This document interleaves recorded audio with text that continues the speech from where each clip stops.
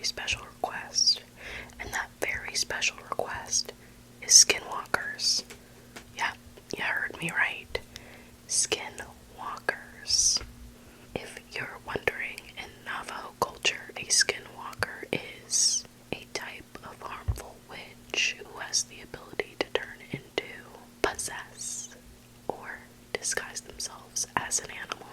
And it is arguably the creepiest thing I've ever heard of.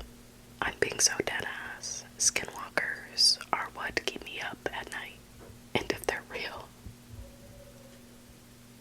Skinwalker.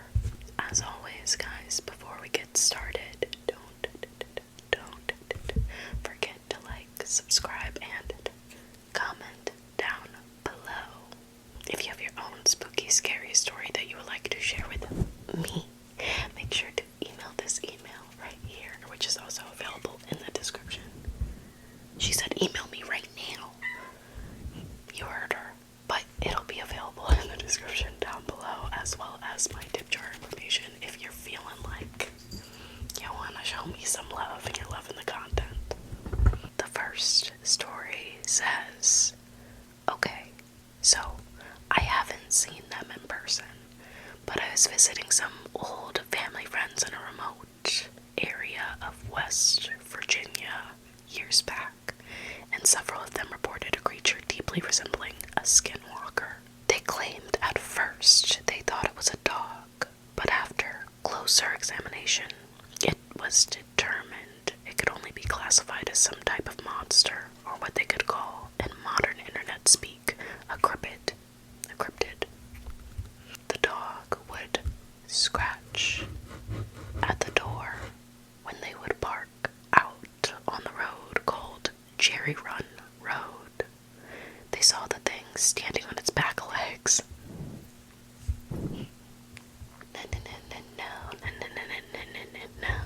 They saw the thing standing on its back legs, and it seemed to shapeshift and had red, glowing eyes. Imagine this color red, just staring at you. The description werewolf was how they all described it. The one who was the bravest got out and said as he approached he became less afraid, but the creature had red glowing eyes and seemingly communicated with him telepathically. Bitch bye. Several times he got close enough to get a very good look before it fled. Another instance, I was in Ohio. That's just a horror in itself. And as a kid, we would build forts in the forest to play games like Pretend Night and Dragon stuff. Well, one day my neighbor asked if I recalled the forest we had built the first week we had moved to my road. Or he had moved to my road. A couple years in the past. I said that I vaguely did on his parents' property where they owned 5 acres of wooded ground, maybe 10 miles from any town. He claimed that months after we had been playing, his brother and he had been back up there looking over the stick fort we had made, talking right as it started to get dark. He saw a creature approach, assuming gain in fashion was a dog. A little off topic, but he had a fear of dogs, especially big dogs. I can remember one time riding bikes, someone's husky had gotten out of the yard and come over to us, and he had literally freaked out while I merely put my hands down, and the dog walked over to lick my arm. But he claimed this dog looked sick and foaming. He thought, oh no, a dog with rabies. He claimed that he had instantly wanted to run, but his older brother had reacted similarly to the way that I had to the husky. He didn't motion for it, but watched. Didn't move, very quiet, and that's when they realized the dog that looked more like a kind of wolf by now was shape-shifting as it was moving closer to where they stood in the little fort we had made. At that instant, it seemed it was all they had for cover. They both reported growling, red, glowing eyes, and that it seemed to be getting larger though hunched when it kind of stood up on its looks like a man, and at that point they saw it take steps towards them, just like a man, shifting into a hideous way that terrified them. His brother yelled out, "Run!" They bolted down the hill.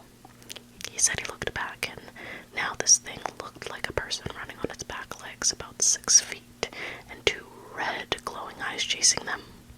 They supposedly ran back into the back door of their house and slammed it shut. Then they got shotguns and waited for the thing. But the thing, whatever it was, had just vanished. The next story says, I decided to join my bestie, Karen, for a 3-day stay at her grandmother's place on the res. Her grandmother lives near a place called Tuba City, Arizona. Tuba City, Arizona. In the middle of nowhere, but surrounded by rural homes. We go to college together, and I was kind of interested to know about the Navajo tradition. The first day we stayed, it was pretty chill. Nothing out of the ordinary, but then Grandma, not that old, around 67, said that a stray dog came out of nowhere and wouldn't leave. To me, it did act kind of strange and ugly looking. Black, shaggy coat. It looked like a mix between a German Shepherd and a lab. That night, we were watching a movie in the living room. It had big windows that looked out into the front where the cars are parked. Nothing fancy, with the curtains wide open. Grandma was in the kitchen cooking dinner, and we were watching a movie. Next to the window is a medium bookshelf where DVDs are kept. Karen went to put back a DVD we had just watched, but she freaked out because that straight black dog was staring at us through the window, standing on top of the wood box outside. Not something normal dogs do, from my point of view or hers. Usually my dog, which is a house dog, scratches at the door to be let in. Res dogs aren't house dogs, and dogs inside houses are frowned upon in Navajo tradition, meant to protect the house and owner. The other dogs seemed to stay away from it. Karen opened the door and yelled at it to get off the box. It ran off behind the shed. We went to Tuba City to get some groceries, come back to the house. The dog was nowhere to be seen. Nothing unusual. Grandma went to visit some people, so it was just me and Karen. About 5 o'clock, we heard something trying to open the door. Both of us looked out, since there had been no cars heard, and no dogs barking. Looking out the living room window to the door, and there was the dog trying to open the door with its paws. 2 paws wrapped around the brass doorknob, standing on its hind legs. I thought that was weird, but I really wasn't freaked out. Karen was. Grandma came back later, and Karen told her. Grandma didn't like what she heard. Got ready to sleep. We slept in the spare bedroom since it had 2 beds. 2 beds. One window with curtains opened a little. We turned off the light, but there was a sound coming from the top of the roof. Pitter, patter, pitter, patter, pitter, patter. Footsteps and scratching sounds and panting. It then sounded like it jumped off into the large plastic water barrel they had. At first we heard what sounded like barking, but as it grew louder, the other dogs seemed to be barking at something also. All of a sudden, something was running around the house barking, and it was no dog. Nope, it wasn't. This barking sounded human. A deep male voice barking like it knew we knew it wasn't a dog. Woof. Woof. Woof. Ruff. Ruff. Ruff, ruff, ruff, ruff, ruff. Just exactly like that, adding the W's, R's, and A's. Then panting again by the window, and we started freaking out. Karen decided to, in my opinion, was stupid, open the curtains to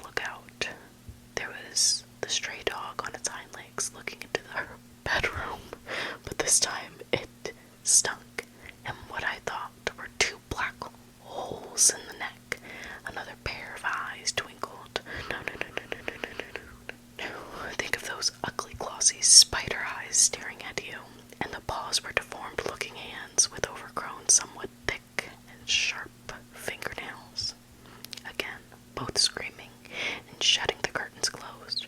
Grandma came running through the door and seeing it.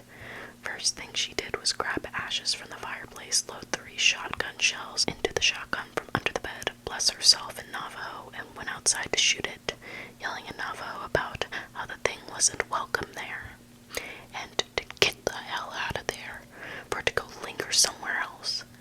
Them both being traditional, the next day they called the medicine man to come over and put cedar in. He prayed over everyone, and with cedar smoke and an eagle feather, blessed the place, made us eat bitter herbs called eagle gulls, or something, and gave me an arrowhead. Apparently I needed to carry one for protection, and a little pouch called corn pollen. Seems to work pretty well. The next story says, to preface this, I'm somewhere in the middle of a skeptic and a believer in the paranormal, so take my story how you will. I'm just recounting what I saw. I apologize for the wall of text. That's okay. We love a wall of text here. My dad is from a small village in southern Mexico in the rainforest. A very third world country type of place. No internet, no hot water. People still speak Mayan. When I was 18, we visited for the first time when he got his papers fixed, and it was a beautiful experience. The second day we were there was a Sunday, so everyone in the village goes to church. We go, start meeting people, and a very old couple, I don't know what age they were, but they looked 80 plus, come up to us and start talking to us in Mayan. We don't know it, so our family is translating for us. And long story short, turns out they are witches, and they live up in the mountains. And every Sunday they come down to church walking, and it takes them 6 hours. Oh my goodness, 6 hours. 6 hours to get there, and another 6 to get back. I brush this off. I don't know how you could just brush that off. 6 hours, and you're 80 something years old. No. When I'm 80, I'm just going to be sitting at home, smoking my weed, ordering Uber Eats. But hopefully by then, I won't need Uber Eats, and that microwave from Spy Kids will be a thing. My aunt tells my dad you have to offer them something and they'll go away and leave you alone. So to play along, my dad does this. He gets 2 bags and fills it with food and drinks. They go on their way, but before they do, the lady walks up to my mom and tells her something in Mayan with a big smile on her face. They leave, and my mom asked my aunt what she said. My aunt said the lady had told my mom, I want to take you home with me and eat you. I just got chills. At this point, the whole situation is weird, and we're not really sure what to do or what to think about this whole witch thing, but it's over, or so we thought it was.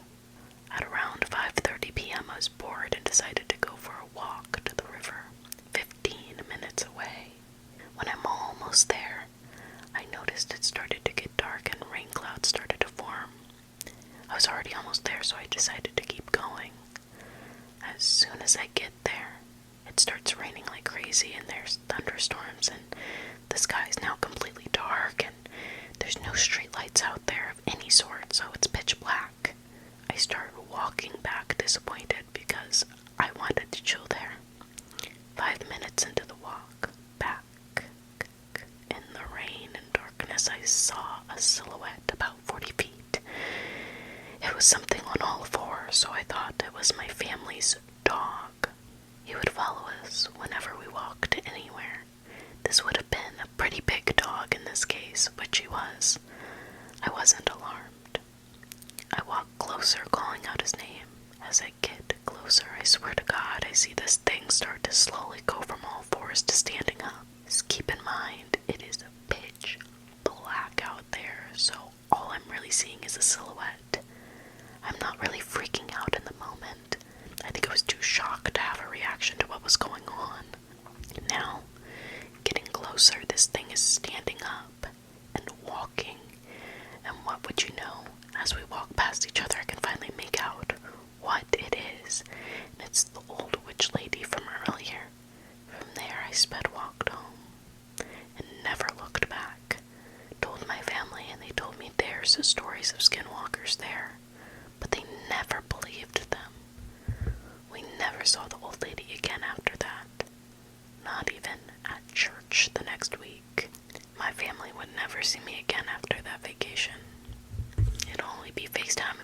baby. The next story.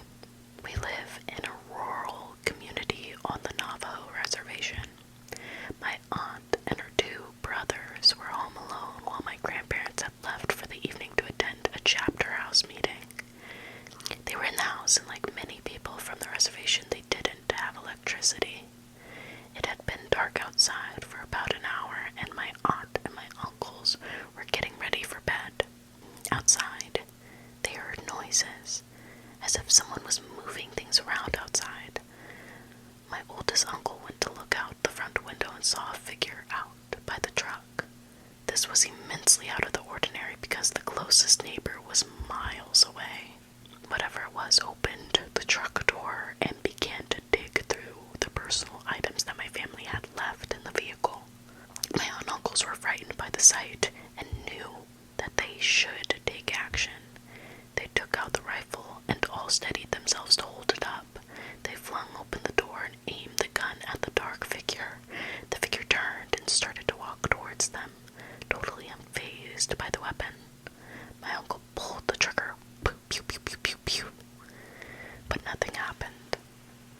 The figure drew closer. My aunt began to smell something like a rotting corpse. It was so strong it made her gag. My uncle continued to pull the trigger with no luck, and the figure came closer and closer and closer. Off the distance, headlights were coming up the road. My grandparents were returning. Hip hip hooray! The figure looked towards the light and started to move away and tucked itself behind a near tree. My oldest uncle ran towards the truck with the gun. My grandfather got out of the car and my uncle pointed at the tree. The thing was poking out its head to observe what they were doing. My grandfather ran into the house and over the stove and grabbed a handful of ashes and rubbed the gun and placed a ash-covered bullet into the chamber. Noted. I'm never going to run into a skinwalker, but if I do, I'm gonna do this. Noted. He walked onto the porch and fired toward the tree. Whatever that thing was didn't expect the gun to go off. The gunshot echoed,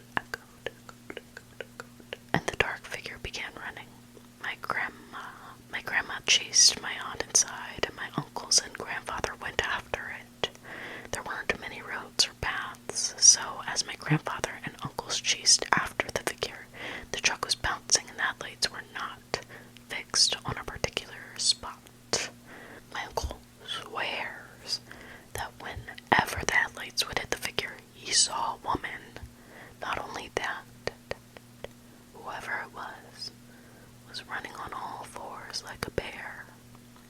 My grandfather eventually stopped the truck, and as they neared the ditch that drops about 20 feet, he got out and began to yell in Navajo. My uncle says that he was yelling about a local woman.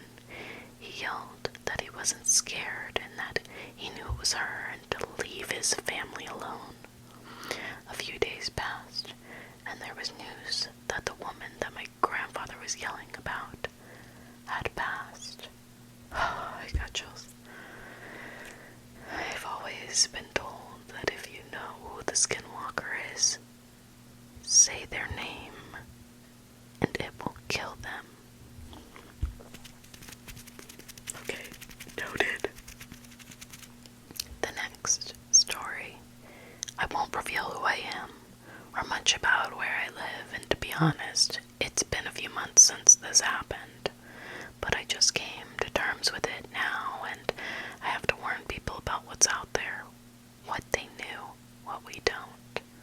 Warning, this is a very long read, and some of the content below is very disturbing, but I can't hold back.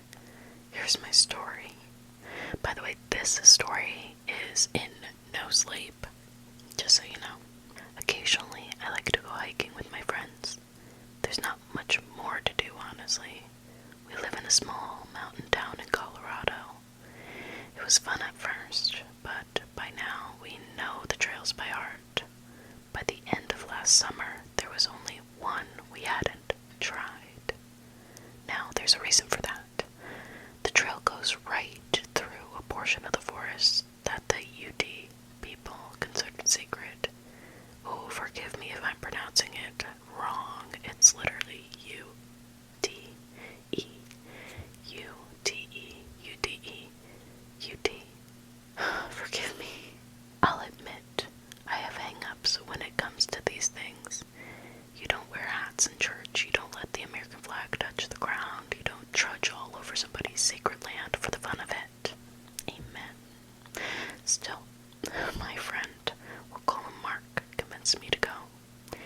said that regardless of whether I went, he'd go anyway. And since no one else was going, he managed to goad me into going with him. That's another one of my hang-ups. Don't go hiking alone. Don't let friends go hiking alone. Too many tragic news stories start that way. So I ended up going with him reluctantly. The whole way there, he was talking about how this was the coolest trail he'd ever been on. Yes, he'd been there before, though only once. His manipulative ploy had been to get me to come with. He admitted this, all in the casual way that friends admit to being asses to friends. Sometimes I didn't blame him. I had the tendency to have a stick up my butt, and what followed only reinforced it. We arrived at about 9. I remember giving us plenty of time. It was farther away from town than most trails, and it wasn't near a paved road, so there was a lot of walking just to get there. No tourists knew about it. A lot of locals and even some UT didn't know about it, but if you followed a game trail through a bunch of trees, it would widen out and lead its way through some mountainous, densely forested terrain. What struck me was how quiet it was. This apparently was what Mark found so awesome. For some reason, in this particular place, you couldn't hear any birds chirping or any wildlife whatsoever. It was complete and utter silence. Eventually I had to urinate. I stepped off the main road just so Mark wouldn't see me. As I was going, I spotted something through the trees. It looked like some sort of clearing just past a shallow creek with a log going over it. My curiosity got the better of me as I looked at the log. It didn't seem to be an act of nature. It was a makeshift bridge, I was sure. True enough, when I tested it, it seemed to be stable. I put one foot in front of the other and crossed. When I reached the other end, I pulled my way through some trees and saw the first image of the day that I will never forget. Though to many, it wouldn't have seemed like much. In front of me there was vegetation, trees, ferns, and brush. In front of me there was vegetation, trees, ferns, and brush. But suddenly it all stopped. Within a perfect circle, surrounded by small, perfectly arranged rocks, there was nothing but smooth dirt. That was strange. But what disturbed me was that this circle wasn't actually perfect. On one edge, just one, a group of rocks had been kicked up. They were scattered around, as if they'd actually been a perfect brick wall and something had shattered them. In this area, the otherwise perfectly smooth dirt had been kicked up. There was something about it that just unsettled me.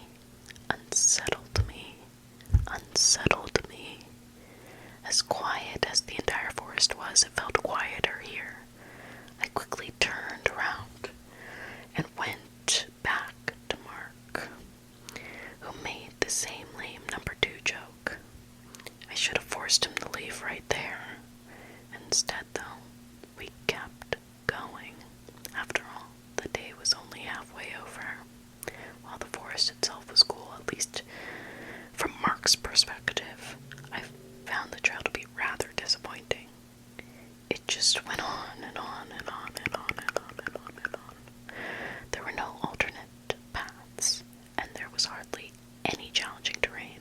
For Colorado, this whole area was flat. It was hardly a hike at all. The trail was just long, very long.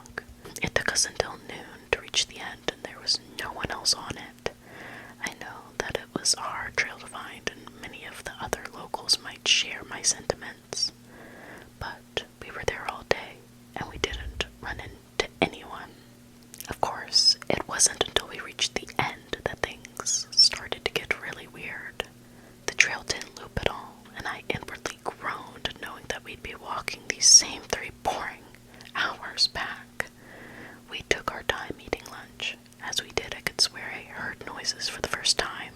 There were animals moving through the forest nearby. We could hear the rustling of the bush. buck's head, moving past us. It was odd, but I dismissed it. We packed up what was left of our lunches and started the trek back. Every once in a while I would hear the rustling again. I'd look into the trees, and oftentimes I would see the buck's head. Eventually, though, I noticed that it was making far too much noise, and was doing so far too frequently. I told Mark to slow down and stop, and being Mark, he cracked a joke about it, but finally he went silent, and we both still heard the rustling. Now, even Mark was a little freaked out. He turned back and saw the vaguest outline of the buck's head again. This time, to me, there seemed to be something wrong. The head was too high up, around the higher branches of the trees. I noticed it. Mark didn't.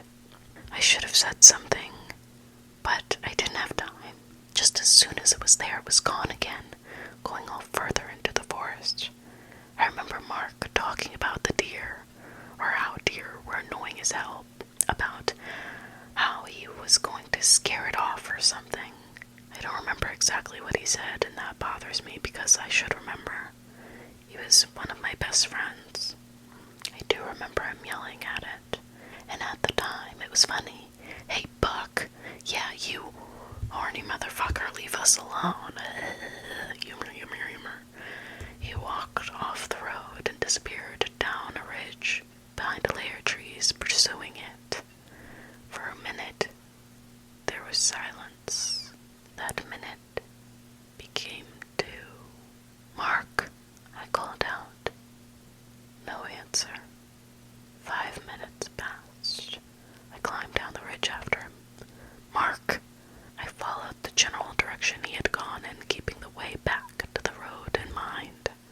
I wouldn't go far, I knew, because he was smart enough not to go far. He hadn't. After a short time, I found a place where there were signs of struggle. In addition, there was blood. There was a lot of blood. It was all over the trees and the ground. Fuck. I cursed to myself. There were other things too, in addition to the blood. Pieces of flesh that I didn't like to look at. There were marks showing that something had been dragged away from here. Mark, I called out furiously now. Forgetting the trail for a second, I ran forward along the drag marks. After running too far to be safe, I reached a small ravine with a creek running through it. I narrowly stopped myself. It wasn't a long drop, but it hurt. It hurt. And a sprained ankle in the middle of the forest was bad news. The trail stopped here. Mark, I murmured, then called out again, Mark! Something heard. But it wasn't Mark. Across the ravine from me, I heard a rustling and saw the trees stirring. Something stepped through the foliage and revealed itself.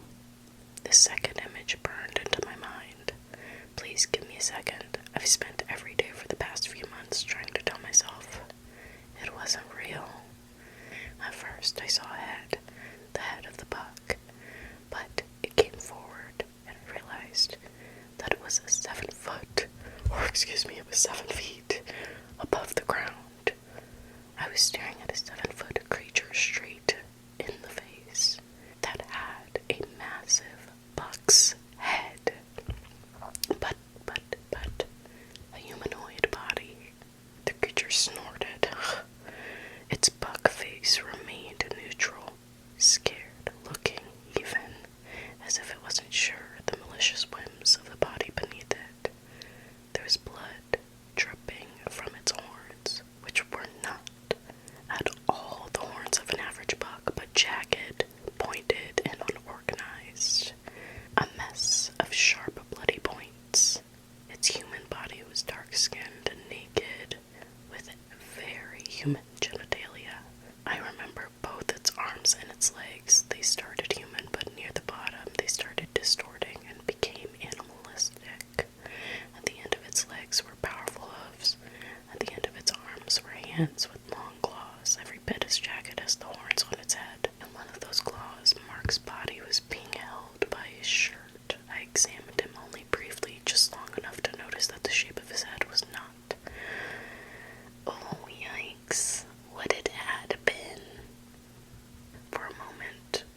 was silence.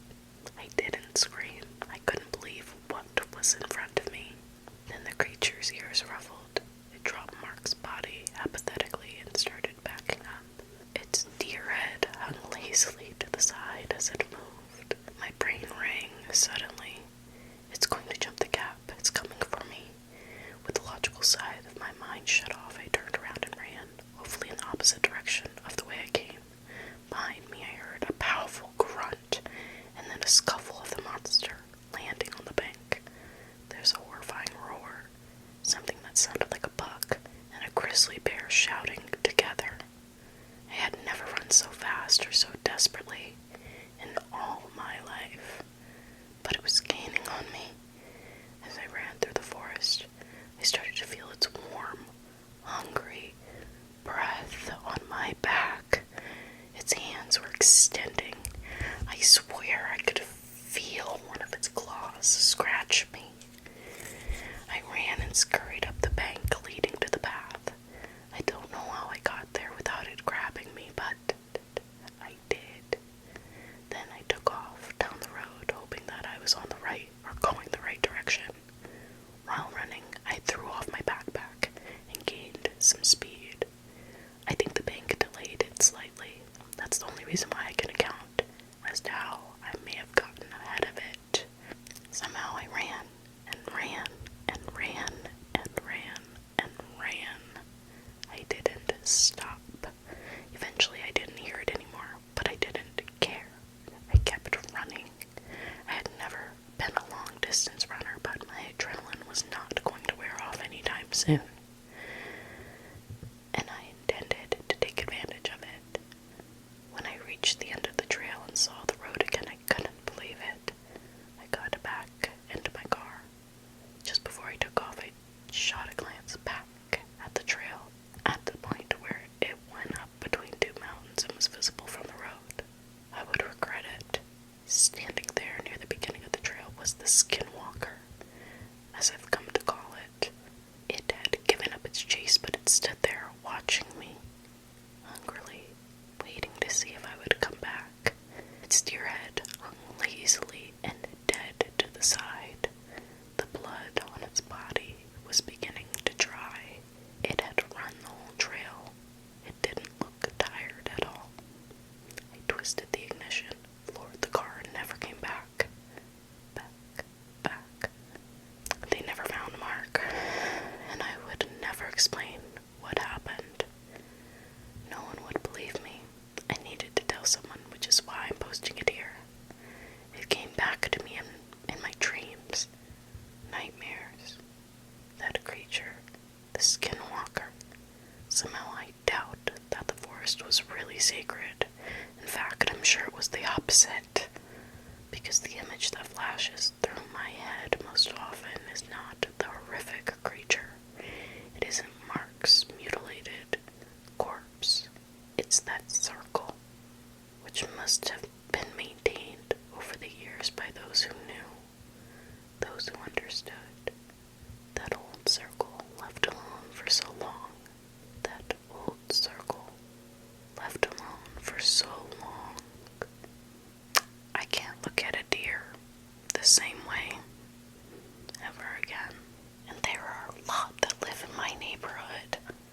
This next story will be our last. It is another no-sleep Skinwalker story, and it is titled, My Wife Heard a Skinwalker in Our House Last Night.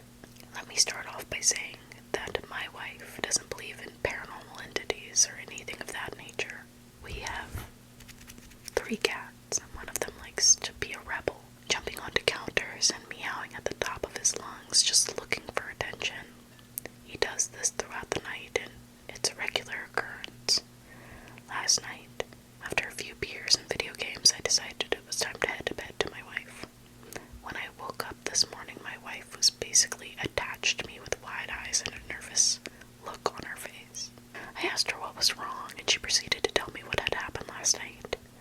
She said that around 2:50 in the morning, she was woken up to a noise that sounded like one of her cats downstairs meowing unusually loud. After giving herself a few seconds to perk up and fully pay attention, she said that the meows sounded more like a person trying to mimic a cat, and it kept saying, "Hello." After meowing for 2 to 3 minutes, a loud bang came at our door, and then a notification went off for a motion sensor at our front door. When she told me this, I checked my phone, and sure enough, there was a notification for motion detection at 2:52 a.m. I asked her why she didn't wake me up so I could grab my gun. She said she was frozen with fear and didn't want it to hear her make a noise. We're out running errands while I'm typing this, but something made me uncomfortable about her story. Last night I set the home security alarm around 9 p.m. and we didn't turn it off until we walked the dogs this morning. To make things worse, we had slept with all the animals in the room and the door was closed. So whatever was in our house or outside the front door was not one of our animals. Obviously, the first thing that came to mind was a skinwalker, but maybe I'm just being paranoid. I checked all the rooms in the house after I got up. I'm not sure what I could have done anyways. It's very odd that my wife was scared so badly by something she doesn't necessarily believe in. We bought this house brand new. I do feel like I'm being watched, or someone's always walking directly behind me. My wife has also said that the house has given her chills since we moved in. Something is just off about it. We just got home and I went to hang up one of my shirts in the master bedroom closet when I noticed that the board that covers the attic access has been shifted a little. When I asked my wife about it, she said she's never been up there and the builders would have placed it back in its original place before we made the purchase. I'm genuinely getting anxious just thinking about what could be going on. Has anybody had an experience like this? Or similar at least? We're going to my mother-in-law's to get some sage. My wife said burning some should keep whatever around the house away. Oh, Jesus. They need more than Jesus, honestly. I don't know. Good luck to them. I'm gonna stop the video here. Yay for us. I hope you enjoyed. As always, guys, don't forget to like, subscribe, and comment down below.